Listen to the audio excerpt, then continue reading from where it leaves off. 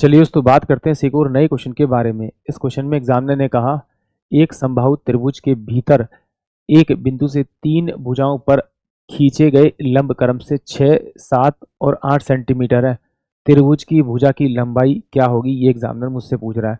तो समबाहु त्रिभुज जो होता है उसकी सभी साइडें बराबर होती हैं और उसका जो एरिया का फॉर्मूला होता है √3/4 ए का स्क्वायर होता है, यानी भुजा का स्क्वायर होता है।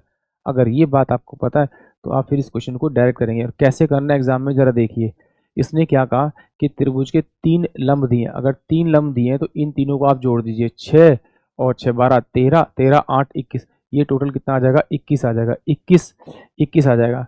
बराबर में अगर आपको साइड निकालना तो इनटू में क्या करना पड़ेगा आपको, 2 बटे में कितना हो जाएगा आपका, √3 से मल्टीप्लाई कर दीजिए।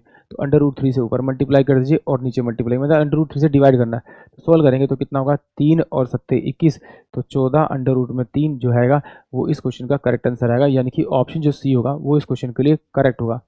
ये कैसे किया, ये फॉर्मूला मुझे लर्न था और मुझे याद था, जिसके कारण मैंने इसको डायरेक्ट कर पाया। आप देखिए इसे कैसे किया।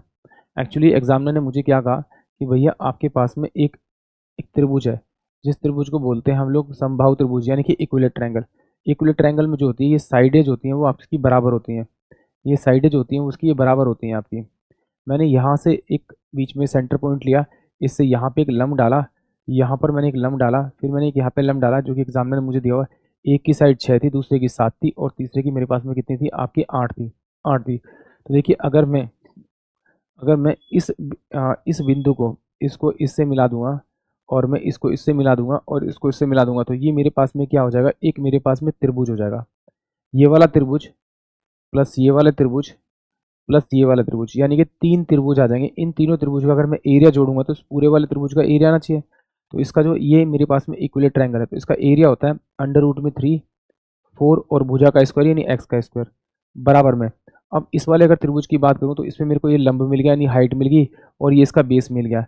तो 1/2, बेस कितना है मेरे पास में एक्स और हाइट कितनी है इसकी 6, प्लस में 1/2, बेस कितना है इसका एक्स और हाइट कितनी होगी इस वाले ट्रायंगल में आपकी 7, प्लस में ये 1/2, बेस कितना होगा एक्स और हाइट कितनी होगी आपकी 8। तो यहाँ से इसको बाहर निकालेंगे तो √3/4 और ये एक्स का स्क्वायर होगा बराबर में 1/2 और x में यहाँ से कॉमन निकालूंगा तो 6 प्लस का आपका 7 प्लस का आपका 8 होगा।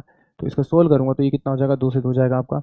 तो यहाँ से x की जब वैल्यू निकालूंगा क्योंकि इस x से तो ये x कट जाएगा तो x बचेगा मेरे पास में। तो ये 21 किस 21 इंटू में 2 में आपका √3 आ जाएगा।